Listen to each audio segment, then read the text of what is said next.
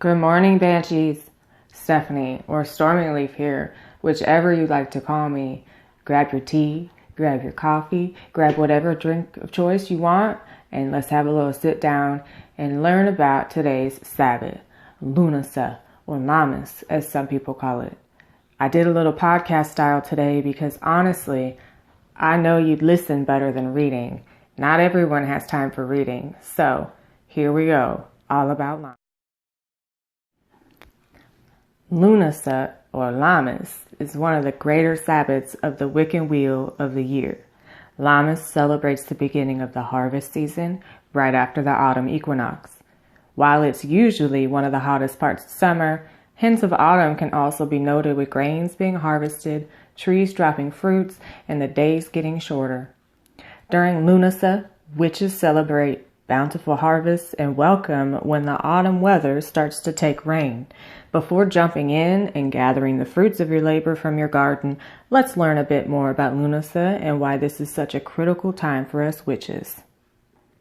Lughnasadh has Celtic origins and is believed to have been a religious ceremony that had ritual athletic contests such, and I'm going to just pronounce this all kinds of wrong, such as the Celtian Games. The Celtian Games were common in pre-Christian Ireland and celebrated Lugh, the god of light and the son of the sun. Since Lugh was believed to transfer his energy to crops for them to grow, his reign over Lughnasadh stayed strong as the celebration was named after him. Lughnasadh is also called Lammas, which holds another major historical point for this holiday. Lammas means loaf mass, which is a Christian term. Lammas celebrates when newly baked loaves of bread from the first wheat harvest are placed on altars in churches. By placing the fresh bread on the altar, it shows the connection between the divine and us. It might have even indicated a time where pagans and Christians were able to come together in harmony. Today, the names do not hold such a definite meaning over witches, but during Lughnasadh, witches can take this time to reconnect with nature and the gods and goddesses that govern it. We can thank these deities of nature for the harvest we are about to collect and wish for another bountiful year to come in exchange for honoring the nature deities. What does Lughnasadh celebrate? Lughnasadagh's primary purpose is to celebrate the first harvest of the autumn months. You would typically celebrate Lughnasadh on the first or second day of August, where it is generally accepted to be around the beginning of autumn. During this time of harvest, grains are ready to be harvested and the trees are starting to drop their fruits. Lughnasadh is also the time where the days are growing shorter and we are experiencing less warmth with the coming days. Grains are the essential part of Lughnasadh due to the connection with the god who governs the holiday, Lugh.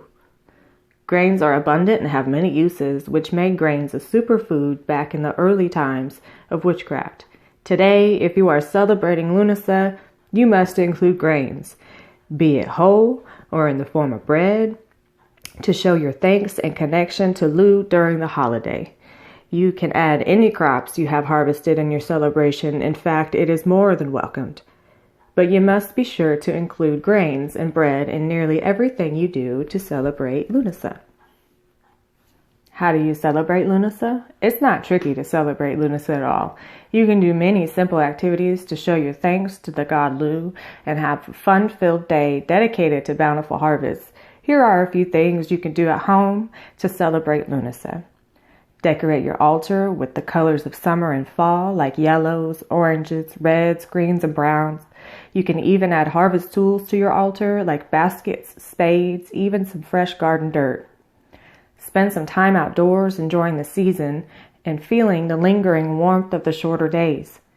Walk through a forest, sit by some natural water spots, or even go to an orchard to pick some fruit. The more time you spend outdoors, the more you are showing nature that you appreciate it and all it has to offer you.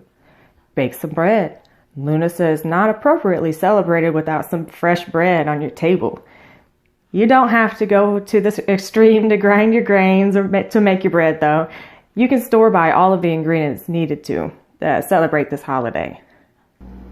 Pick some herbs to dry them in your home. Collect the fruits and vegetables that you have spent several months growing, and save some seeds from your current harvest to plant them for next year's planting season. Have some fun and build some crafts. You can make some flower crowns out of seasonal flowers to wear. I have a whole bunch of wildflowers growing right now, so I know they're in season. Or you can hang them in your home and make decorative centerpieces with the plants of the season. For the younger witches in your home, you can make them a corn doll or a corn wheel to play with. Or even get craftier and make your potpourri by using dried flowers and essential oils that correlate with the season. Lughnasadh is a beautiful time of year where the weather is changing gradually to prepare you for the colder nights to come. Harvesting is vital since if you do not collect the ready crops in time, you risk wasting time and effort you have put into growing your crops. Of course, you do not need to grow your crops to celebrate Lughnasadh. If you can, purchase the freshest organic crops and bread to use them in your celebration for Lughnasadh. You do want to avoid highly processed ingredients since they remove the purity of the crops, which is vital for having a proper Lughnasadh celebration. But so long as you are showing respect to the hard work that went into creating the grains that made the bread on your table, you will have a wonderful Lughnasadh full of prosperity and readiness for the winter months to come.